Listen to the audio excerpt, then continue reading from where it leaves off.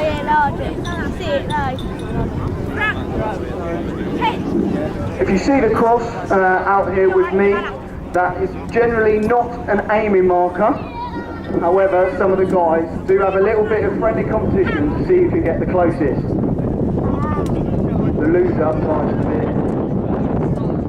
If you look skyward now, you'll see the smoke trailing from the aircraft. And there he goes, he's out of the plane, he is now in free fall. There we go, so in free fall today we have Captain Ian Wick and Private Chris Gray. Captain Ian Wick will be the first man down onto the ground. They are followed by the crew group, which is Corporal Frank Millerick, Lance Corporal Chris Smith and Lance Corporal William Forbes. See it, man, he's just dropped there. They can hear you from this height.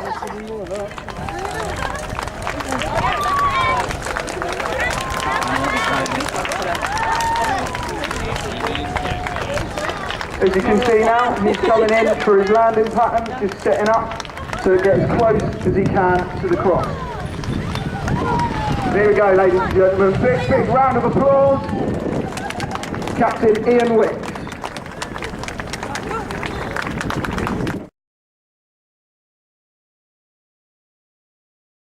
Social media, i.e. Twitter, Facebook and Instagram.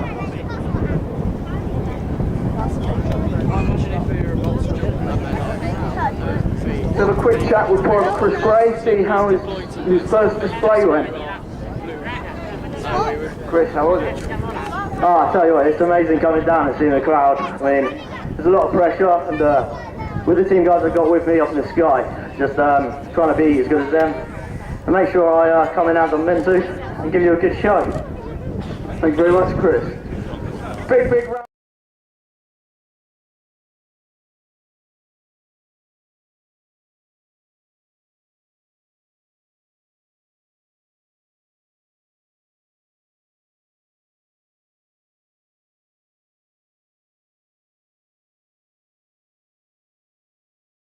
Versus more fighters, but the first Mustang breaks down by Havilland.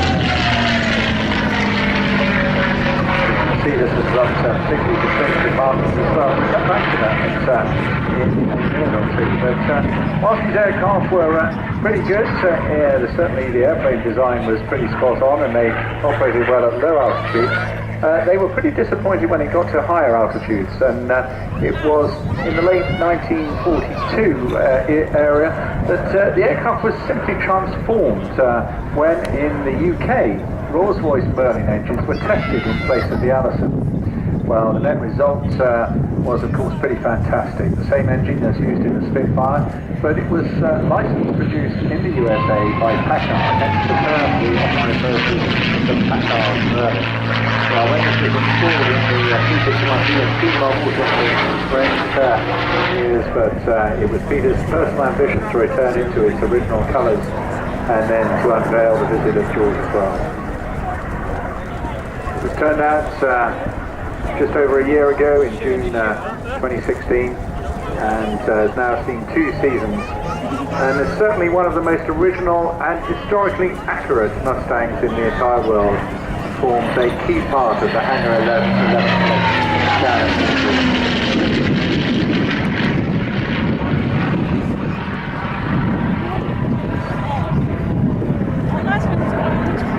Peter himself, a completely warbird enthusiast, he was an entrepreneur for many years and he developed a great company called Baby Car. So if you've got one of those steerable buggies out on the beach or the sidewalk today, then you can thank Peter really for bringing this aircraft here, because he turned his entrepreneurial success into a warbird company, and I'm very grateful for him as well.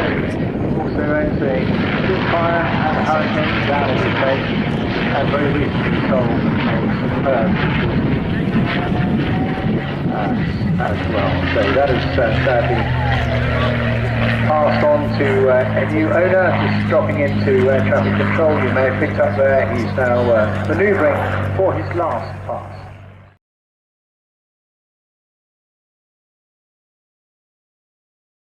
The heavily gilding is just hanging on there. There's the first stall of today. Just put the big boot full of rudder. They are indeed the magnificent men in flying machines.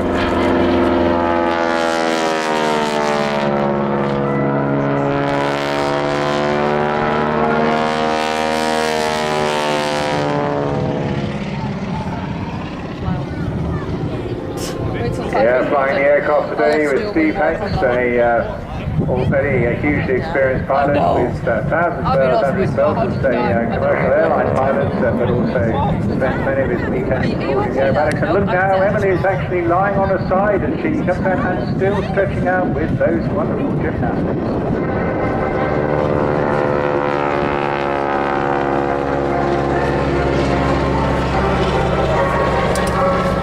It's a really great aircraft that's bringing back all the emotion and fun and courage, really, in many respects, of the barnstorming years at the end of the First World War. There are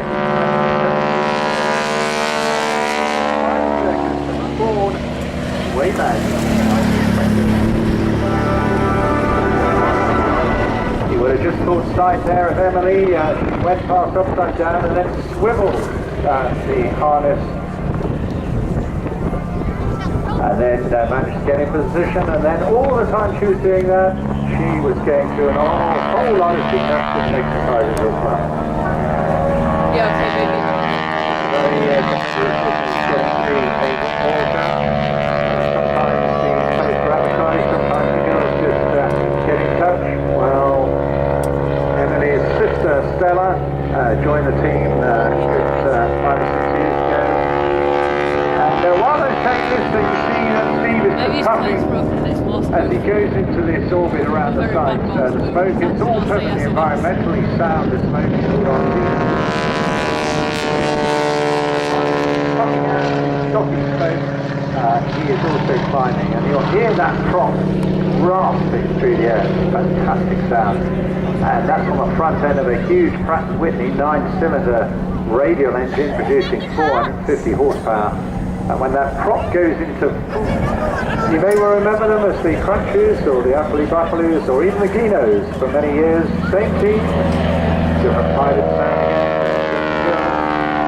Still doing the same wonderful job. And here she is upside down yet again.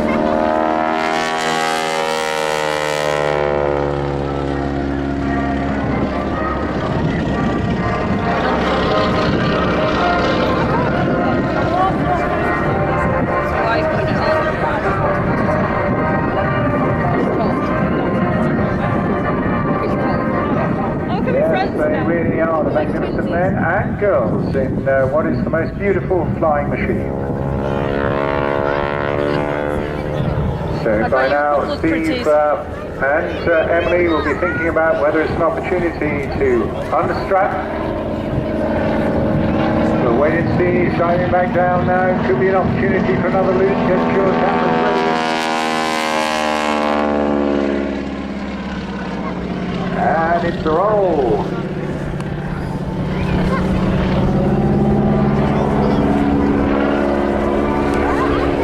When the team normally works in pairs, of course, while the pilots can talk to each other, it's much harder for the girls who have to rely on hand signals and obviously I guess these maneuvers synchronized properly.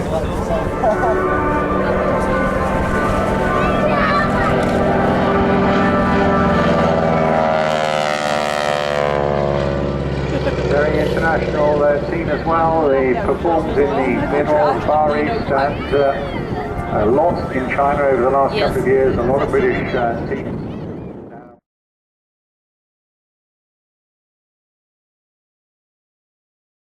America for many years. Right across the world, US, UAE, Mexico, Canada, Australia, and now firmly based in the United Kingdom.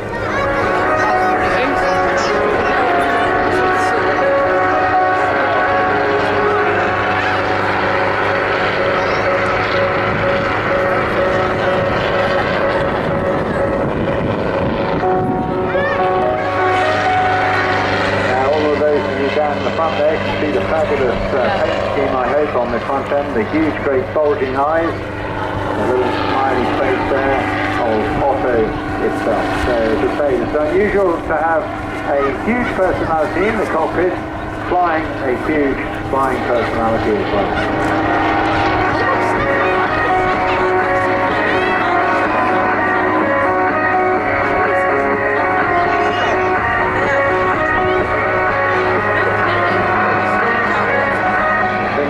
Three-bladed main rotor and piston powered S300C. It's mostly used as a cost-effective platform for training and agriculture. I guess that's what we're doing.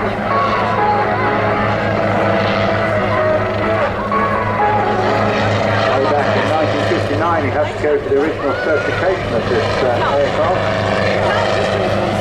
And you can see it's still going strong. It's still a huge popular aircraft for. Went early on and spent a really interesting time traveling the world of adventure and fun. But he's also something of a twitcher as well. He's just utterly fascinated by birds. And he's been watching them for years, and he's therefore got a natural affinity with all things flying.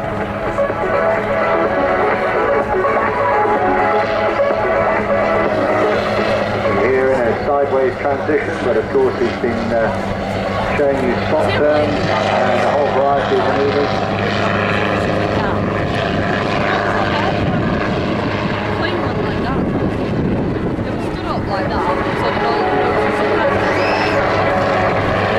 Brendan now got it well in excess of 13,000 hours on well over 300 different types of aircraft, and doing a wonderful pirouette here for you, valley in the sky.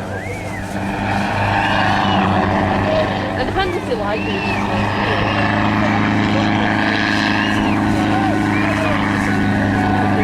He's also got a huge number of different flying world records as well. He's a Ray Examiner, authorizer, medalist of the World Aero Club, and has flown on every continent in the world, including Antarctica.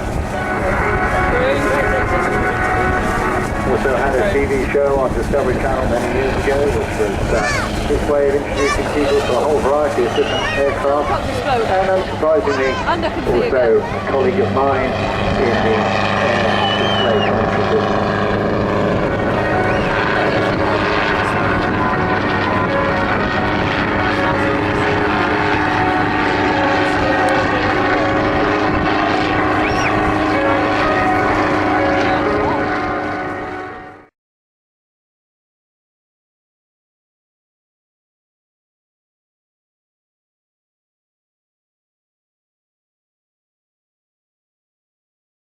Also licensed for us, produced and raised the total production to over 18,000 aircraft.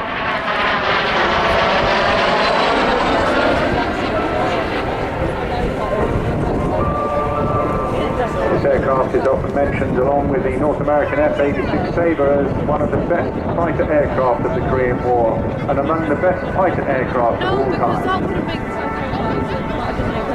Planes in service with, would you believe, yes, the North Korean Air Force as an advanced training. Engage it. They should find out which way we're going to engage from and then put some explosives in the front. So it looks like it's actually shooting from if we haven't already.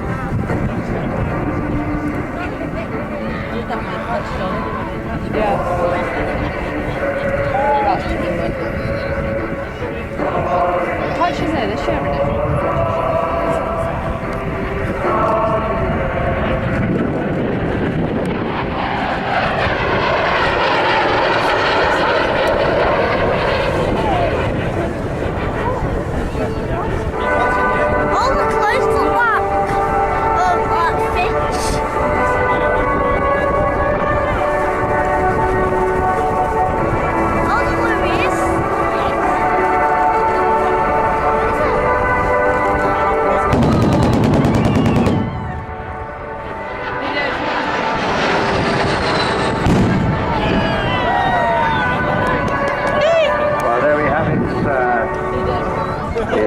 With an uprated Goblin 3 engine, Oh, I've got something in my mouth. and they designated it the Vampire FB6. They obtained 75 from British production and then licensed built 100. And what a beautiful formation this is now.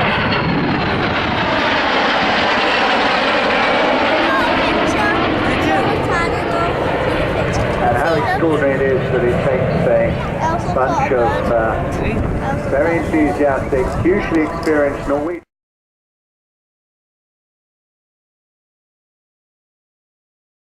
Slightly different Goblin 3 instead of the Goblin 2, enabling a better performance in hot and high conditions.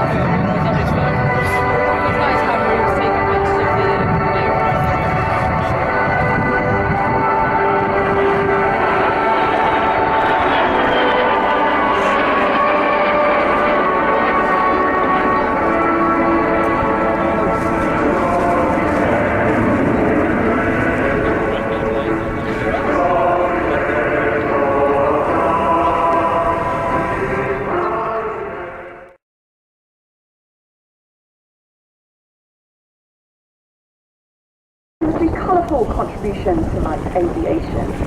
The Tiger Club is a world-famous sports aviation flying club where members still fly over from all over the world to learn about flying vintage aircraft and formation flying. And back in the 1950s and 60s, the Tiger Club used to get involved in many escapades, including air races. The turbulent display team is known for its energetic and flamboyant low-level displays. We're one of the few teams that are permitted to fly as low as 3 feet above the ground. Yes, you heard that correctly. 3 feet above the ground, and you're going to be seeing a little bit more of that later. But for now, the pilots are getting nosebleeds as they're flying at about a height of about 600-700 feet at the moment, flying in formation. Now, the Tiger Club is very famous for formation flying and training, and even today, with the aircraft being slightly modified, with all of the radios and the technical equipment that you need to talk to one another in a safe environment, they still use those old-fashioned techniques of hand signals and wing waggles to communicate to one another while they're formation flying. So leading up the front today, we've got Richard in the red, and if you look very carefully, you may be able to see when he does a little dip of the wing or hand signal the names of the pilots and the colours of the aeroplane, because it's going to become very clear why in a little bit of time. So there we go, they're flying the Turbs, which was designed in the 1950s by a Frenchman called Roger Drouin. Now he designed this aircraft because he felt that it was an aircraft for youth, but many people have said it's actually an aircraft to keep the pilots young. It would be a very dull flyer indeed that would land up flying the turbulence with those brilliant. As they fly along the beach, they can sound wonderful little sounds.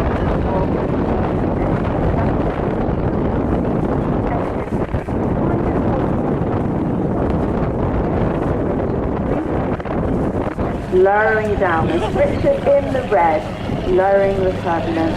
350 pounds empty, not much more than a flight motorbike. And there he goes, gracefully through the hoops, very well done, climbing up, making way for Colin, coming along now in the yellow as he makes his way towards the hoop. Held firmly by our diligent man, ground crew. We've got David this afternoon. How are you doing? And there goes Mike, the other Mike, the 2 Mikes on the team, in the blue, and the cold's going down. The finish. Get ready for the next part of the delay and run around. Now, if you're in a delicate competition, you might want to brace yourself. It's going to get a little bit noisy now with some bangs going off as we do some flower bombing. So the time to use flower bomb, the Chateau Le Turbulent, which is the French for the Turbs house. We named it the Chateau Le Turbulent after the beautiful French design of the aircraft. Now, wherever we go to shows in France, they tell us that only the French can fly this airplane. Only the English can fly it in this comical way. How true that is. So, flower bomb number 2 from Colin. This is the target there. Let's see Mike and have a better go. He releases his flower bomb. Hey! Well done, Mike. It all rely on the team manager to hit the target first time. They're going to reformate, ready for another go. And here comes Richard in the red as he aims towards the Southport Air Show. Get ready, get ready. And there goes the flower bomb. Oh! That was a good time.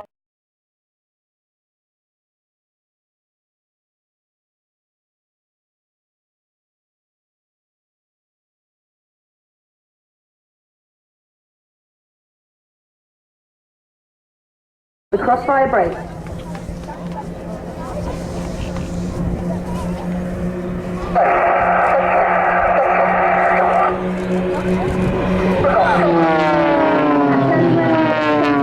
Pull up into the launch back. A check turn meaning either headache or hangover, which I'm sure you can appreciate why.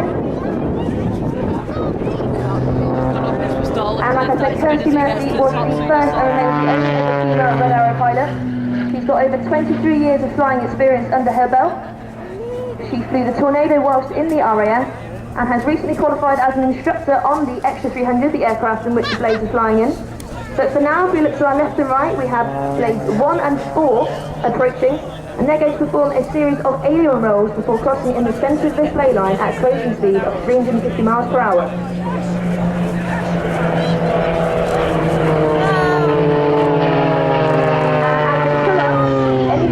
And the pilots have requested that you cheer as loudly as demonstrating the roll capability of the Extra 300s. And Andy here on his own is going to work extremely hard to get back here and corkscrew around 1 and 3 smoke.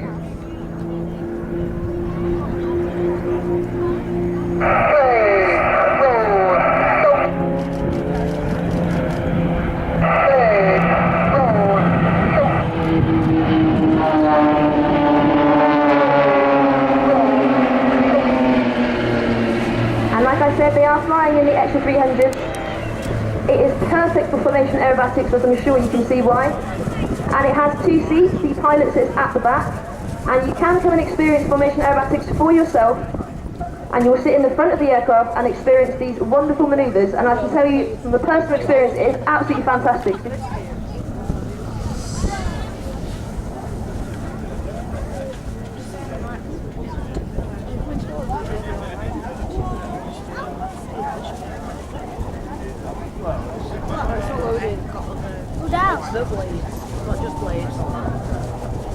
And Blade 1 today, Mark Cutmore, has just called line astern, getting ready for our next manoeuvre.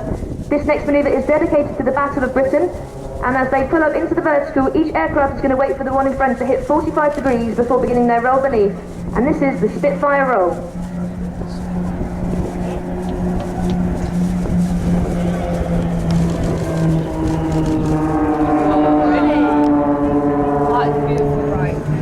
The Blades were formed in 2006 by 2 ex-RAF pilots, Chris Norton and Andy They're part of a parent company called 2XL Aviation, based across the country, but our headquarters are in Sywell, Northamptonshire. They have grown rapidly in the past, and both Kirsty and Andy are instructors on this aircraft, and have crossed it at a closing speed of 350 miles per hour into opposition snaps. And to perform a snap roll, the pilot completely stalls one of their wings, enabling them to roll as quickly as you've just seen. And now to your 12 o'clock again, we have Blade 1, Mark Cutmore. He's going to pull up into the vertical, and this is an utterly stunning manoeuvre here. He's going to perform max edge spins, so please do get your cameras ready for this one.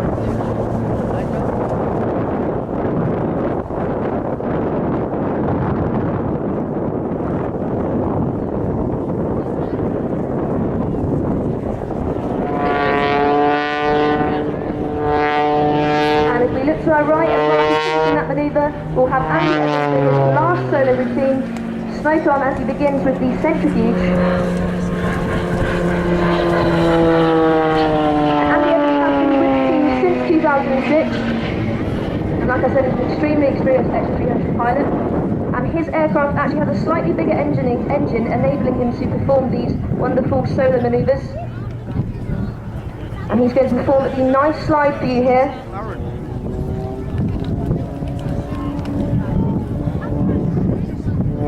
And for his last solo manoeuvre, this is, I think, Andy's best manoeuvre that he does. He's going to pull up into the torque roll and pull backwards through his own smoke.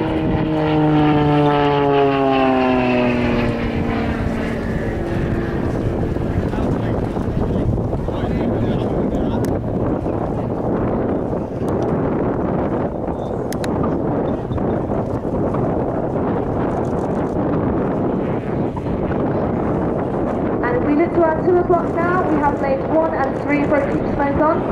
Blade 3 is going to barrel roll around blade 1's smoke, and Andy here on the zone is going to fly directly underneath them, and this is the Goose and Gatling.